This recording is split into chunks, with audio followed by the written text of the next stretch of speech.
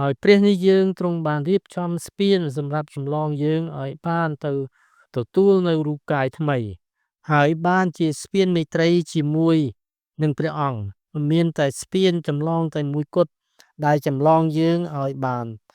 ទទួលនៅជីវិតអស់កលស្ពានរបស់ទ្រង់គឺស្ពានដ៏រឹងមាំមានមនុស្សភាគតិចណាស់ដែលបានឆ្លងស្ពានរបស់ទ្រង់បានជោគជ័យរីឯស្ពានរបស់អារក្សគឺធំទូលាយមានមនុស្សច្រើនបានឆ្លងស្ពានរបស់វាទីបំផុតស្ពានរបស់វាត្រូវបាក់ស្រុតធ្វើឲ្យមនុស្សមានគ្រោះថ្នាក់ធ្លាក់ទៅកាន់ឋានវេទនាដ៏អស់កលជានិច្ចបងប្អូនអើយព្រះអង្គនៃយើងទ្រង់ជាស្ពានសម្រាប់ចម្លងយើងទៅកាន់សេចក្តីស្រឡាញ់របស់ព្រះទ្រង់បង្រួបបង្រួមយើងជារូបកាយតែមួយរបស់ព្រះជាចិត្តតែមួយជាព្រលឹងវិញ្ញាណតែមួយជាសេចក្តីប្រោះលោះតែមួយសេចក្តីជំនឿតែមួយនិងសេចក្តីសង្ឃឹមតែមួយសូមបងប្អូនទាំងខ្ញុំត្រូវតែនាំគ្នាដើរឆ្លងស្ពានរបស់ព្រះទើបទៅដល់ត្រើយនៃសេចក្តីសុខសាន្តហើយទទួលបាននៅជីវិតមិនចេះផុតរលត់ឡើយបាទអរគុណព្រះអង្គសូមជម្រាបសួរបងប្អូនសាជាថ្មីថ្ងៃនេះគឺជាថ្ងៃដ៏សំខាន់ដែលយើងបានជួបជុំគ្នារៀនព្រះបន្ទូលព្រះអង្គជាមួយគ្នាសាជាថ្មីសូមព្រះប្រទានពរឲ្យមុននឹងពិចារណាព្រះបន្ទូលព្រះអង្គសូមបងប្អូនសម្រួមចិត្តជាមួយនឹងខ្ញុំទាំងអស់គ្នាព្រះសូរឲ្យទូលបង្គំសូមអរព្រះគុណទ្រង់ដែលព្រះអង្គជាព្រះអង្គមានគ្រប់ទាំងព្រះចេស្តាមានគ្រប់ទាំងអំណាចបិតាអើយកូនអរព្រះគុណទ្រង់ពេលនេះទូលបង្គំក៏ត្រូវការប្រាជ្ញាត្រូវការតម្រេះសារជាថ្មីដើម្បីនឹងនាំព្រះបន្ទូលរបស់ព្រះអង្គចែកចាយដល់បងប្អូនក្រុមជំនុំនៅពេលនេះសូមព្រះដ៏ជាព្រះចាត់ព្រះវិញ្ញាណបរិសុទ្ធគង់កណ្ដាលទូលបង្គំយើងខ្ញុំពេលនេះទូលបង្គំទុកចិត្តដល់ព្រះអង្គសូមថ្វាយការអធិដ្ឋានក្នុងព្រះនាមព្រះយេស៊ូវអាមែនបងប្អូនដែលមានព្រះគម្ពីរសូមបងប្អូនបានបើកនៅក្នុងគម្ពីរអេភេសូចំពោះ2ខ11ដល់ខ15បងប្អូនឃើញហើយខ្ញុំនឹងអានជូនហើយបងប្អូននឹងអានតិចៗជាមួយនឹងខ្ញុំគម្ពីរអេភេសូចំពោះ2ខ11ដល់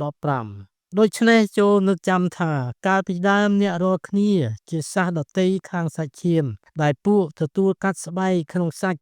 ដោយដៃមនុស្សគេហៅអ្នករាល់គ្នាថាជាពួកមិនកាត់ស្បែកវិញ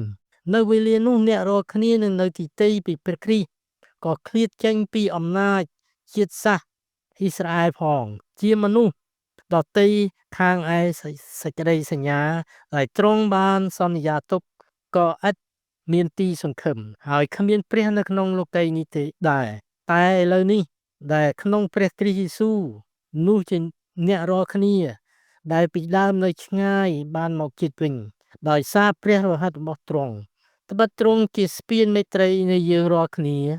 ទ្រង់បានធ្វើឲ្យទាំងពីររួបរួមគ្នាតែមួយហើយបានរុះជញ្ជាំងដែលខាន់កណ្ដាលចេញព្រមទាំងបំបត្តិសេចក្តីសម្អប់គ្នាដោយនៅរូបសាច់ទ្រង់គឺបំបត្តិក្រឹតវិន័យដែលមានបញ្ញត្តិនិងសេចក្តីហាម5ទាំងប្រមាណចេញដើម្បីឲ្យបានយកទាំងពីរមកបង្កើតជាមនុស្សថ្មីតែមួយក្នុងព្រះអង្គទ្រង់ហើយតាំងជាស្ពានមេត្រីឲ្យបាទអរគុណព្រះអង្គនៅក្នុងបទគម្ពីរនេះយើងនឹងមានចំណងជើងថាព្រះយេស៊ូវទ្រង់ជាស្ពានមេត្រីដល់មនុស្សរាល់រូបរស់នៅក្នុងសព្វថ្ងៃនេះជាជាតិសាសន៍មួយដឹកនាំដោយជីវិតខាងសាច់ឈាមរីឯជំនឿរបស់គេគឺនិយមអនុវត្តតាមទំនៀមទម្លាប់តគ្នាគឺគេមិនបានគិតអំពីព្រះនាមព្រះយេស៊ូវឡើយគ្រាន់តែឮឈ្មោះព្រះនាមទ្រង់គេស្អប់គេមិនចង់ឮគេមិនចង់ឃើញគេមិនចង់ទទួលនៅសេចក្តីសង្គ្រោះពីព្រះឡើយដូច្នេះចិត្តមនុស្សមានការរឹងរូសប្រឆាំងនឹងព្រះអង្គ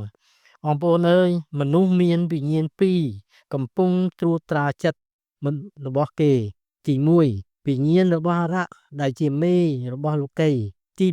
2វិញ្ញាណរបស់ព្រះដែលទ្រង់ប្រុងប្រៀបរៀបចំចិត្តមនុស្សឲ្យបែរចេញពីសេចក្តីស្លាប់មកទទួលនូវជីវិតអស់កលជានិច្ចវិញ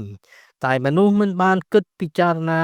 បណ្ដាលឲ្យចិត្តប្រព្រឹត្តទៅតាមវិញ្ញាណអារក្សដឹកនាំដូច្នេះចិត្តមនុស្សត្រូវស្ថិតនៅក្នុងភាពខ្មៅងងឹត មិនយល់ដល់ពលឺឡើយបានជាទ្រង់សង់ស្ពានមេត្រីដើម្បីឲ្យមនុស្សដើរឆ្លងទៅដល់ទ្រង់តាមរយៈការសុគតរបស់ផងទ្រង់នៅលើឈើឆ្កាងនៅក្នុងខ11នេះអ្នករាល់គ្នាជាសាសដតីអ្នកដែលរស់នៅក្នុងក្រុងអេផេសូ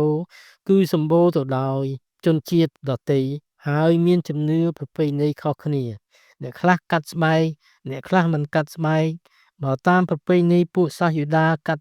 ការកាត់ស្បែកគឺធ្វើឡើងតែចំពោះកូនក្មេងតូចៗមានទារកជាដើម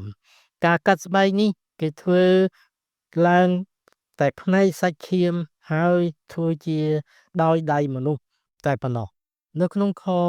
12នៅវេលានោះអ្នករាល់គ្នានៅទីទៃពីព្រះគ្រីស្ទក៏ឃ្លាតចេញពីអំណាចជាតិអ៊ីស្រាអែលជាមនុស្សដតីខាងឯសេចក្តីសញ្ញាដែលទ្រង់បានសន្យាក៏ឥតមានទីសង្ឃឹមហើយគ្មានព្រះនៅក្នុងលោកីយ៍នេះដែរពាក្យមីម៉ាត់ថាវេលានោះគឺជាពេលវេលាមុនទទួលបានសេចក្តីសង្គ្រោះដែលផ្ទុយគ្នានឹងពេលនេះដែលនិយាយនៅក្នុងខ13មួយទៀតនិយាយអំពីទីទៃពីព្រះគ្រីស្ទគ្មានព្រះនៅក្នុងโลกនេះគ្រប់ទាំងសេចក្តីបញ្ជាក់ត្រង់ឃ្លានេះបានសង្កត់ធ្ងន់ទៅលើកំលាតនៃការមិនជឿព្រះរបស់សាសដតីព្រមទាំងសាសអ៊ីស្រាអែលព្រមទាំងមិនទទួលស្គាល់ព្រះគ្រីស្ទផងដែរសេចក្តីសញ្ញាជាសេចក្តីសន្យាថាផ្ដល់ព្រះពរទៅដល់សាសយូដានិងតាមរយៈសាសអ៊ីស្រាអែលទៅសាសដតីនៅក្នុងគម្ពីររ៉ូមចំពោះ9ខ4គឺជាសាសអ៊ីស្រាអែលទេដែលគេមានការចិញ្ចឹមជាកូនរបស់ផងព្រះនិងសេរីល្អសេចក្តីសញ្ញាការប្រទានក្រឹតវិន័យរបៀបថ្វាយបង្គំនិងសេចក្តីសន្យាជារបស់ផងខ្លួនព្រមទាំងពួកអាយកោគេផងនិយាយអំពីសាសអ៊ីស្រាអែលបញ្ជាក់ទៅលើដំណរកូនចៅរបស់លោកយ៉ាកុបដែលបន្សល់ពីអ៊ីស្រាអែលដោយសារព្រះគុណរបស់ផងព្រះជាម្ចាស់នៅក្នុងគម្ពីរលោកុបាទចំពោះ32ខ28ឈ្មោះអ៊ីស្រាអែលត្រូវបានគេយកមកប្រើពេញទាំងជាតិសាសន៍លាតសន្ធឹងដល់នគរផ្នែកខាងជើងក្រោយមកនគរត្រូវបានបំបែកជាពីរផ្នែកខាងត្បូងត្រូវបានហៅថាយូដានៅសម័យដើមគម្ពីរសញ្ញាថ្មីពួកសាសប៉ាឡេស្ទីនសាសយូដាបានប្រកាន់ខ្ជាប់ថាខ្លួនគេត្រូវបានជ្រើសរើសធ្វើជារាជរបស់ផងព្រះលោកប៉ូលប្រហែលជាចង់បង្ហាញថាទោះបីពួកអ៊ីស្រាអែលមិនជឿហើយមិនព្រមស្ដាប់បង្គាប់យ៉ាងណាក៏ដោយក៏សេចក្តីសញ្ញារបស់ផងព្រះជាមួយនឹងសាសអ៊ីស្រាអែលនៅមានជារៀងរហូតយើងមកមើលបទគម្ពីរអេភេសូចំពោះ14វិញខ14វិញត្បិតទ្រង់ជាស្ពានមេត្រីនៃយើងរាល់គ្នា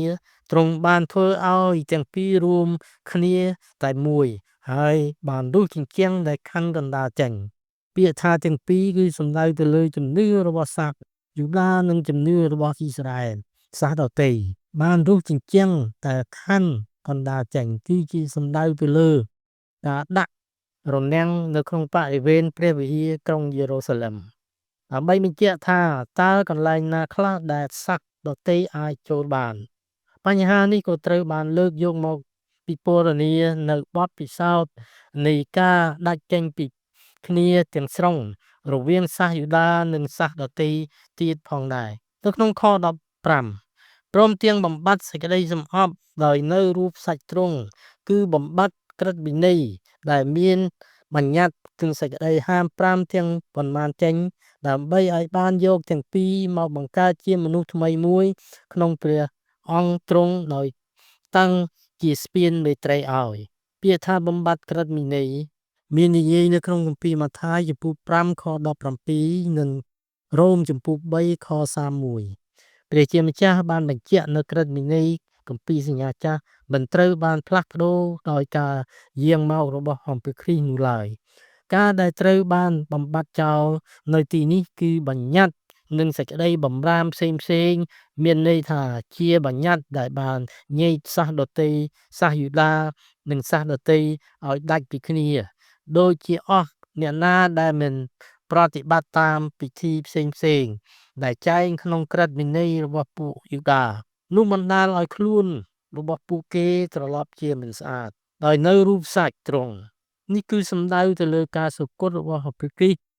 មនុស្សថ្មីតែមួយគឺជាការរួបរួមជារូបកាយតែមួយរបស់ពួកជំនុំសរុបសេចក្តីមក